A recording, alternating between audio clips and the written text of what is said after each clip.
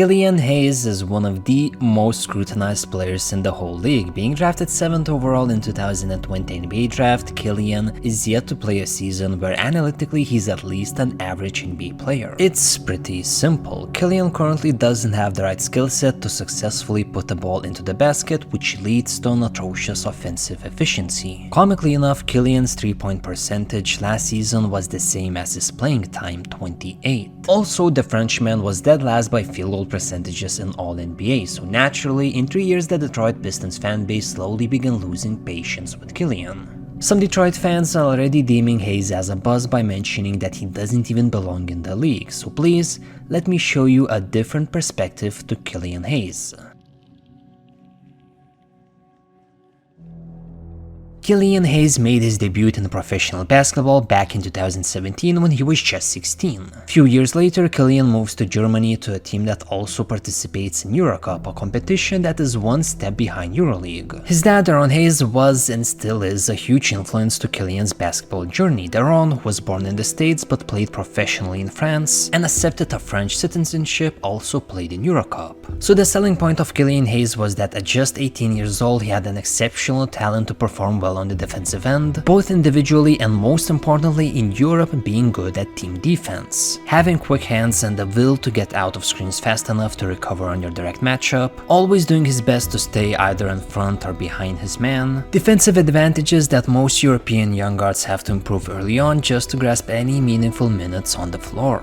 And it perfectly translated to NBA basketball. Killian in no way is elite at perimeter defense, but he's good enough to not be a target and can defend both guard positions. It's always nice to see a young player not being too obsessed with just one end of the court. Doing work on defense maybe is not that much rewarding compared to offense, but it's an equally crucial part of basketball. Quick hands with an instinct on when to time his reach for the ball, defending within the foul limit, and improved body strength throughout the years in NBA. He's a sneaky defender that reads well the passing lanes. He can withstand more physical guards, although just like most defenders, Killian struggles against more explosively athletic players. Now, defensive analytics is a tricky thing. There's great offensive analytical numbers to explain how good or bad the player is on offense, but it's harder to reflect good defense on numbers. For example, great defenders usually defend offensively gifted players, which skews their analytics. Also, teams just simply stop attacking great defensive players like Kawhi Leonard and rather look for a mismatch. So every defensive stat line should be looked with a grain of salt, but just looking at Killian's steals, deflections, and recovered loose balls on defense, Killian is above average defender, and what I've noticed is that Hayes alongside other few players are the youngest in every respectable stat line. So even though Killian Hayes last season was just 21, he already showed glimpses that he could become really good at perimeter defense. But things quickly turned dull, sad, and even depressing when we touch Killian's offense.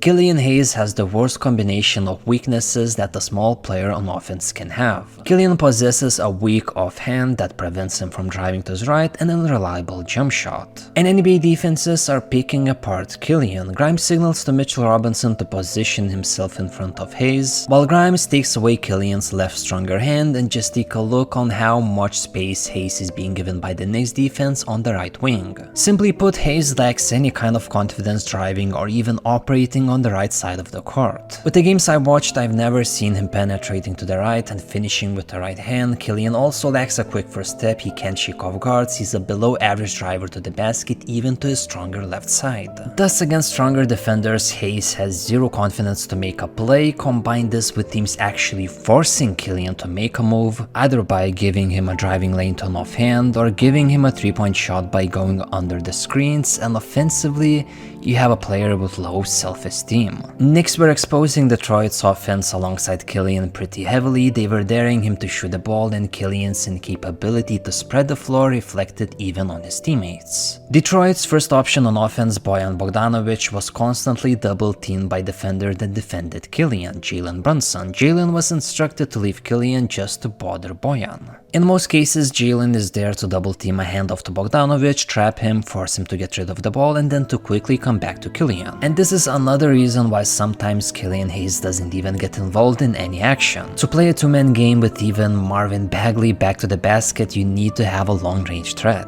Simply put, Killian Hayes is sucking away precious space on offense, and there's a reason why teams are craving for good shooters, and especially 3-and-D type of players that can both shoot and defend. Killian's inability to shoot leads to lack of confidence, which ends up in insane amounts of inconsistency. One fan described Hayes perfectly. Someone could catch a month of Killian and overrate him, or they could catch an abysmal month of Killian and underrate him. For example, in the months of November and December, Killian had a 13-game stretch where he shot 37% from the 3-point line, 40 if we take out last-second shots. Also, this was a stretch which included arguably his best career game against none other than Luka Doncic and Dallas Mavericks. With all the spotlight on Luka, Killian Hayes showed everyone his great playmaking skills. Overall, when it comes to passing, Killian is always a pass-first playmaker that makes good reads and is able to find his open teammates. Simple, on-point ball distribution, leading the fast breaks. I just like seeing guards being unselfish and making a correct play. Killian strikes me as a high IQ player that scans the passing lanes at a high level, and when it comes to playmaking, Killian definitely flows with the offense and doesn't suck the air out of the ball. Obviously, Hayes is not at Halliburton's level of assisting his teammates, but Killian is a nice passer considering the fact how teams are defending him. So in the game against the Mavericks, Killian was absolutely killing it, standing his guard against Luka, going to his stronger left hand and capitalizing on it. Of course, the genius of Jason Kidd never disappoints. How the hell can your players let Killian to go to a stronger hand every single fucking time during a crunch time is just beyond me. So Killian was cooking with the mid-range game. No one on the Mavericks defense seemed to even care about the scouting report, and funny enough that this wasn't even the end. Before the end of the final period, Killian makes a crucial defensive mistake. He is caught in the no man's land as Bullock scores a layup and the game goes to overtime. In the overtime, Killian simply takes over. Highly contested long-range jump shot over Luka Doncic, another highly contested 3-point shot over Finney Smith, and this cherry on top shot over Hardaway to seal it for good.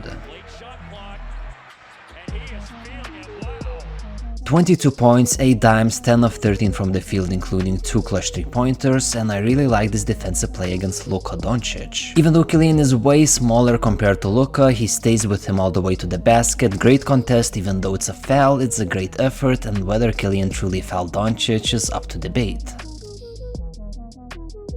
In the next 10 games, Killian is back to being himself. He had a great game against the Hornets, but all in all, you can't expect or know what kind of shooting night Killian will have. And so why is this so sad? Well, Killian has and always had a great footwork, handles, and a bag of moves, including a step-back jump shot. The only problem is that his shot simply doesn't go in.